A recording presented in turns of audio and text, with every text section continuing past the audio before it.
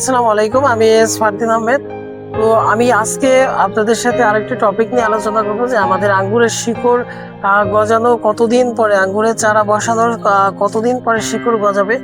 তো মূলত হচ্ছে আপনারা এই বিষয়ে অনেকে ভুল করে থাকেন। আপনারা অনেকে যারা অনেকে বাগান করেছেন বা চারা তৈরি করেছেন, তারা মূলত হচ্ছে আপনারা শিকড়টা ভালোভাবে না গজানোর আগে আপনারা চারাটা সেল করছেন, যার কারণে এটা কুরিয়ারে নষ্ট হয়ে যাচ্ছে এবং যারা কিনছে লাগানোর কয়েকদিন পরেই গাছটা নষ্ট হয়ে যাচ্ছে। তো মূলত হচ্ছে এটা অনেকে জানেন না। এটা হচ্ছে শিকড় গজাতে অন্তত যদি আপনার রুট হরমোন দিয়ে করেন, ভালোভাবে শিকড় গজাতে 1.5 মাসের মতো সময় নেবে। আর হচ্ছে যদি আপনি রুট হরমোন ছাড়া করেন, সেক্ষেত্রে 2 মাসের মতো সময় নেবে। অনেকে লিকুইড ফর্মের রুট হরমোন ব্যবহার করেছেন, আবার অনেকে ব্যবহার করেছেন পাউডার ফর্মের রুট হরমোন।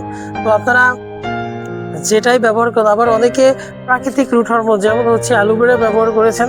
তো আপনারা যেভাবে ব্যবহার করুন না কেন, যদি রুট হরমোন ব্যবহার করেন, সেক্ষেত্রে আপনারা অবশ্যই 1.5 মাসের মতো একটা সময় নেবেন, আর না করলে অবশ্যই 2 মাস। আর এর ভেতরে আপনারা চারাটা অবশ্যই সেল করবেন। আর যারা চারা কিনে থাকেন, তারাও এই গাছের বয়স, চারার বয়স না জেনে আপনারা চারা ক্রয় করবেন না। তো আমাদের কাছে অনেক প্রি অর্ডার আছে আঙ্গুরের চারার, বিশেষ করে 1 বিঘা 2 বিঘা 3 বিঘা বাগানের জন্য প্রি অর্ডার আছে। আমরা তাদেরকে চারাটা এখনো হ্যান্ড ওভার করি নেই। আমরা হ্যান্ড ওভারটা করবো হচ্ছে আমাদের ভালোভাবে শিকড় গজানোর পরে, হয়তো আরো 2 সপ্তাহ আমরা সময় দিব। আর যারা এখনো আঙ্গুরের চারা প্রি অর্ডার করেনি, আমাদের কাছ থেকে 1 বিঘা 2 বিঘা বাগান করতে যাচ্ছেন, তারা দ্রুত প্রি অর্ডার করুন।